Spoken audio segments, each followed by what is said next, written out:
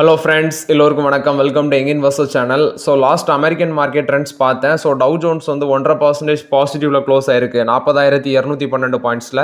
Nasdaq பார்த்தீங்கன்னா 337 points பாசிட்டிவ்ல close ஆயிருக்கு 16,724 பாயிண்ட்ஸில். S&P 500 பார்க்கும்போது கிட்டத்தட்ட 1.5% ரேலியாக இருக்குது 95 பாயிண்ட்ஸ் பாசிட்டிவ் 5,363 பாயிண்ட்ஸில் க்ளோஸ் ஆயிருக்கு. ஸோ லாஸ்ட் அமெரிக்கன் மார்க்கெட் ஒரு நல்ல பாசிட்டிவ் ட்ரெண்டில் தான் க்ளோஸ் ஆயிருக்கு. பட் இது வந்து ரியாக்ஷனை நம்ம மண்டே மார்க்கெட்டில் எக்ஸ்பெக்ட் பண்ண முடியாது. ரீசன் அப்படின்னா நமக்கு மண்டே வந்து பார்த்தீங்கன்னா மார்க்கெட் லீவு. நமக்கு டியூஸ்டே தான் நீ மார்க்கெட் உண்டு. ஸோ நம்ம இந்தியன் மார்க்கெட் டியூஸ்டே தான் உண்டு. மண்டே வந்து மார்க்கெட் ஹாலிடே. நெக்ஸ்ட் பார்த்தீங்கன்னா டிசிஎஸோட ரிசல்ட்ஸ் வந்து இருந்துச்சு. ஆக்சுவலி எக்ஸ்பெக்ட் பண்ண அளவில் பெருசாக பெர்ஃபார்மன்ஸ் இல்லை, பட் பெருசாக அடியும் இல்லை. ஒரு நார்மலான ரிசல்ட்ஸை தான் போஸ்ட் பண்ணியிருந்தாங்க. டிசிஎஸ் 3,232 ரூபாய் அந்த ஸ்டாக் ப்ரைஸ் க்ளோஸ் ஆயிருக்கு. ஸோ இதில் வந்து ஆப்பர்ச்சுனிட்டி அப்படின்னு சொல்லி நிறைய பேர் கேட்டிங்க. பட் 24 டைம்ஸ் பி ரேஷியோ இருக்குது. புக் வேல்யூவோட அதிகமாட்டு ட்ரேட் ஆகுது. என்ன கேட்டால் பி ரேஷியோ 20 கீழே ஒரு 18-17 வரும்போது தான் எக்ஸ்பெக்ட் பண்ண முடியும். இப்போதைக்கு வெயிட் தான் பண்ண முடியும் டிசிஎஸ்ல. ஸோ டிசிஎஸ்ல வெயிட் பண்ணுங்க. அதர் ஐடி கம்பெனிஸ்னு எடுத்து பார்த்தீங்கன்னா கூட இன்ஃபோசிஸும் பார்த்தீங்கன்னா ஒரு ஆப்பர்ச்சுனிட்டி ஜோன் கிட்ட வந்திருக்காங்க. பட் என்ன பொறுத்த வரைக்கும் அது ஆப்பர்ச்சுனிட்டி இல்லை. இன்ஃபோசிஸில் 20க்கு மேலே இருக்குது பே ரேஷியோ 1,409 ரூபா. ஹெச்எல் டெக்னாலஜிஸ் 22 இருக்குது 1,390 ரூபா. விப்ரோ வந்து பார்த்தீங்கன்னா டெஃபினட்டாக நெக்ஸ்ட் ஆப்பர்ச்சுனிட்டி கன்ஃபார்ம். அது வந்து ரிசல்ட்ஸ்க்கு அப்புறம் நம்ம பார்த்துக்கலாம். 239 ரூபா இருக்குது. டெக் மஹிந்திரா 1,282 ரூபா இருக்குது. அது கொஞ்சம் வேல்யூஷன் ஜாஸ்தி மாதிரி தெரியுது. LTM என்ட்ரி 27 டைம்ஸில் இருக்கிறாங்க 4,240 ரூபா. இந்த ஐடி கம்பெனிஸோட ரிசல்ட்ஸ் எல்லாம் பார்த்தீங்கன்னா முக்கியமான ஐடி கம்பெனிஸோடது விப்ரோவோடது 16ஆம் தேதி வருது, ஏப்ரல் 16. அதுக்கு அடுத்தபடியாட்டி இன்ஃபோசிஸ் 17ஆம் தேதி, டாடா எலிக்ஸி 17ஆம் தேதி, மாஸ்டெக் லிமிடெட் 18ஆம் தேதி April, HCL technologies 22 April, LTM entry 23 April, Cyient limited 24 April, L&T technology service 24 April, Mphasis limited 24 April, persistent systems 24 April, tech Mahindra 24 April, first source solution limited 28 April, KPIT technologies 28 April, R S software 30ஆம் தேதி April. இந்த ரேஞ்சில் இந்த ID கம்பெனிஸோட results எல்லாமே வருது. So after the results வந்து பார்த்தீங்கன்னா இந்த ஸ்டாக்ஸில் ஃபோக்கஸ் பண்ணலாங்கிறது என்னோட ஒப்பீனியன். நெக்ஸ்ட் பார்த்தீங்கன்னா டொனால்ட் ட்ரம்ப் சைனா மேலே 145% டேரிஃப் போட்டார். இப்போ இவங்க சைனா என்ன பண்ணியிருக்காங்கன்னா 125% மறுபடியும் டேரிஃப் போட்டிருக்காங்க. ஸோ சைனாவும் இவங்க அமெரிக்காவும் வந்து பார்த்தீங்கன்னா மாறி மாறி டேரிஃப் போட்டு விளையாடிட்டு இருக்கிறாங்க. ஸோ இதுக்கு ரீசன் பார்த்தீங்கன்னா அமெரிக்கா தான் ஃபர்ஸ்ட் சைனா மேலே போட்டாங்க. ரெண்டாவது சைனா இவங்க மேலே போட்டாங்க. அதாவது அமெரிக்காவோட டேரிஃபுக்கு பதில் ரியாக்ட் பண்ண ஒரே நாடு சைனா தான்.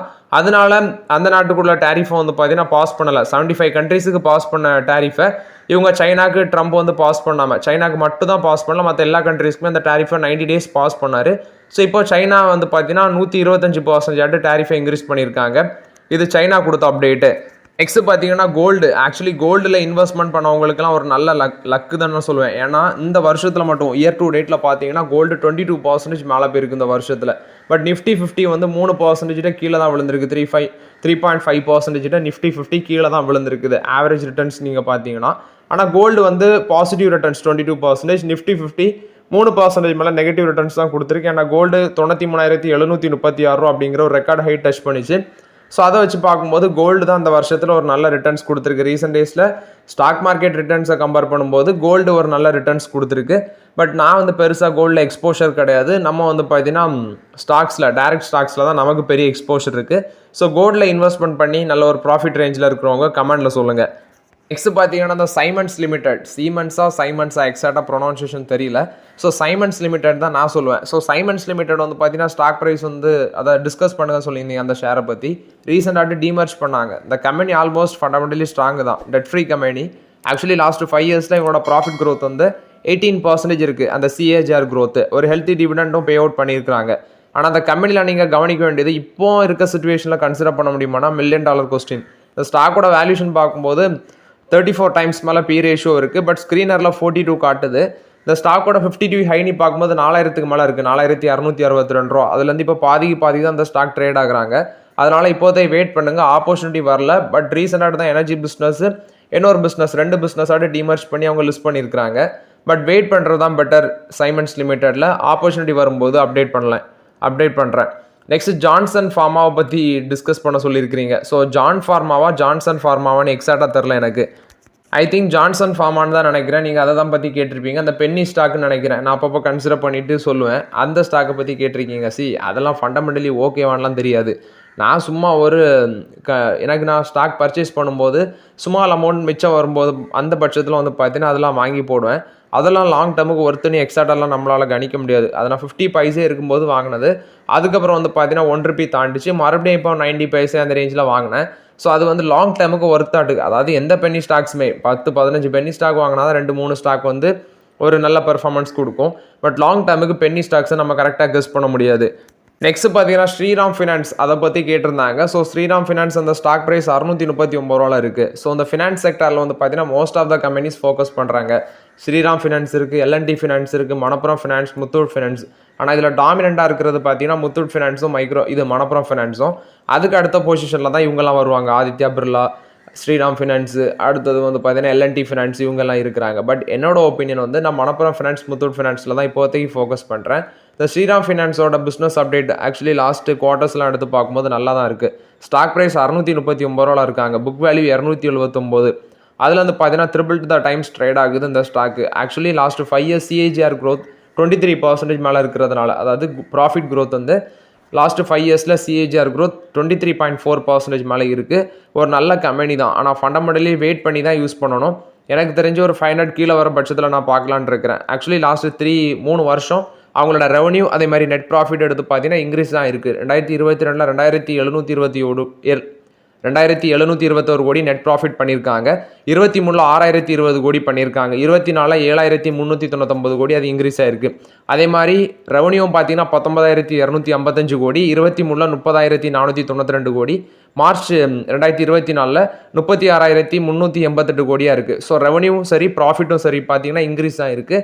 Fundamentally okay. ஆஃப்டர் பிலோ 500 வரும் பட்சத்தில் தான் இதில் ஃபோக்கஸ் பண்ணலான்னு இருக்கிறேன். இது ஸ்ரீராம் ஃபினான்ஸை பொறுத்த வரைக்கும் அப்டேட்டு. நெக்ஸ்ட் பார்த்தீங்கன்னா power grid infrastructure investment trust. Actually இதை வந்து என்ன சொல்லுவாங்கன்னா பிஜி இன்வைட்டுன்னு சொல்லுவாங்க. இந்த ஸ்டாக்கை பற்றி நிறைய பேர் என்கிட்ட கேட்டுகிட்டே இருக்கிறீங்க, இந்த பவர் கிரிட்டை பற்றி. பிஜி இன்வைட் இதோட ஸ்டாக் ப்ரைஸ் வந்து 100 இருக்கும்போதே நிறைய பேர் ஃபோக்கஸ் பண்ணி வாங்கினாங்க. பட் நான் பெருசாக இதில் ஃபோக்கஸ் பண்ணல.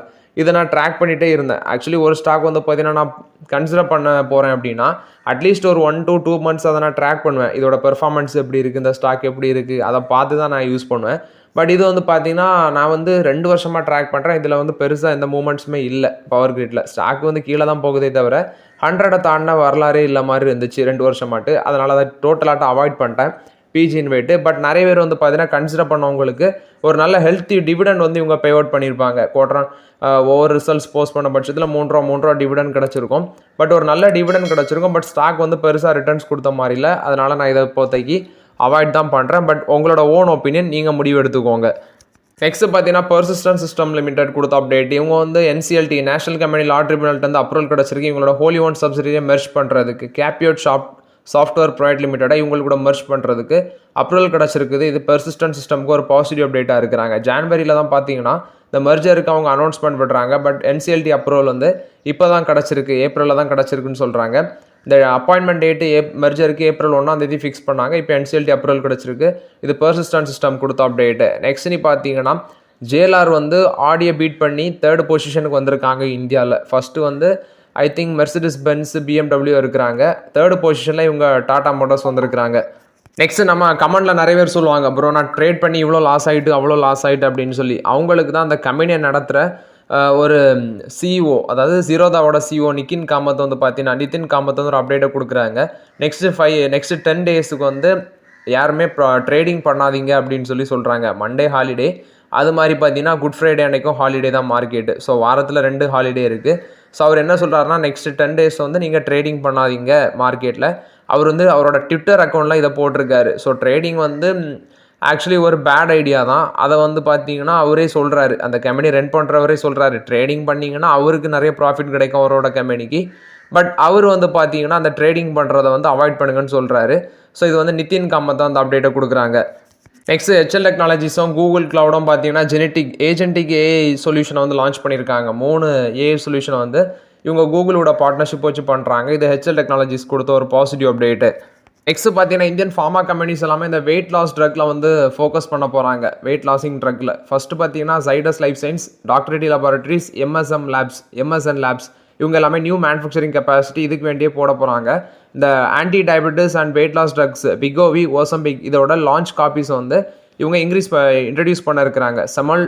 செமாக்யூல்டைட் ஃபார்முலேஷன் அந்த இதை வந்து பார்த்தீங்கன்னா இந்த நோவா நார்டிஸ்கோட டேனிஷ் ஜெயிண்டாக இருக்கிற நோவா நார்டிஸ்க் அவங்களோட பேட்டன் வந்து இந்தியாவில் நெக்ஸ்ட் இயர் எக்ஸ்பயர் ஆக போகுது. இதை வந்து இவங்க பிடிக்கிறதுக்கு பிளான் போடுறாங்க. அதுக்கு வேண்டி பார்ட்னர்ஷிப்பும் பண்ண இருக்கிறாங்க. அவங்களோட ஓன் பேசிஸில் கான்ட்ராக்ட் மேனுஃபேக்சரிங்கும் பண்ண இருக்கிறாங்க. ஜைடஸ் லைஃப் சயின்ஸ் இதுக்கு வேண்டி 100 கோடி ஒரு மேனுஃபேக்சரிங் ஃபெசிலிட்டி இந்த செமாக்யூல்டைடு அதுக்கு வேண்டி ஒரு 100 கோடி இன்வெஸ்ட்மெண்ட் பண்ண இருக்கிறாங்கன்னு சொல்லி ஜைடஸ் லைஃப் சயின்ஸ் சொல்கிறாங்க.